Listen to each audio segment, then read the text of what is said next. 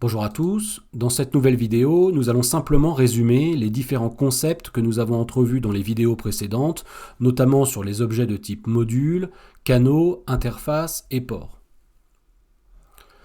Pour résumer ce que nous avons dit, l'entité de base en système C est un module. Ce module peut contenir un certain nombre de canaux, de sous-modules, de processus de type scMethod ou scthread, de variables, etc. Un port, maintenant, est une partie d'un module permettant de communiquer avec le monde extérieur. Il permet notamment aux processus qui sont à l'intérieur de ce module d'échanger des informations à l'extérieur des modules. Les ports sont soit reliés à un canal, soit directement reliés à un port du module parent dans le cas d'une description hiérarchique. Lorsqu'il est connecté à un canal de communication, le port l'est à travers une interface. Il accède aux méthodes du canal qui sont déclarées dans cette interface. Les canaux sont les moyens de communication en système C et représentent une sorte de généralisation des signaux que l'on trouve dans les langages de description matérielle comme le VHDL ou le Verilog. Un des canaux les plus utilisés est le scsignal, mais il en existe d'autres comme la FIFO, le mutex, le sémaphore par exemple.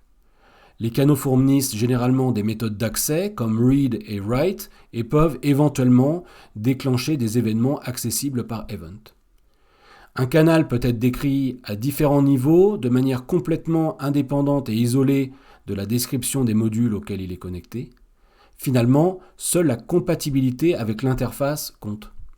Une interface, quant à elle, ne contient pas de code ni de données, mais contient uniquement le prototype des fonctions qui vont pouvoir être appelées par ce port. Ou plus précisément, par les processus qui vont être connectés au port. Si on regarde de plus près la mise en œuvre de ces concepts en système C, nous pouvons dire qu'un module dérive de la classe scModule, on instancie les éléments internes du module comme des membres de la classe. À part les ports, ces éléments peuvent également être créés donc soit statiquement, soit dynamiquement à l'aide de l'opérateur new. Les ports et les canaux héritent d'une interface, mais peuvent également hériter d'autres classes. Les ports appartiennent à la classe scPort de manière générale.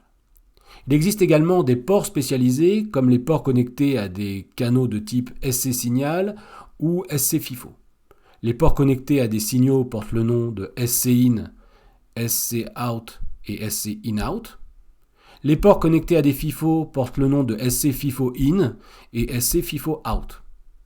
Les interfaces sont mises en œuvre en utilisant des méthodes purement virtuelles qui possèdent toute la syntaxe suivante. Virtual void f égale 0 où f est le nom de la méthode. Finalement, le canal met en œuvre les méthodes qui sont définies dans l'interface. Voilà, c'est fini pour le résumé. Je vous remercie d'avoir regardé cette vidéo et vous dis à très bientôt.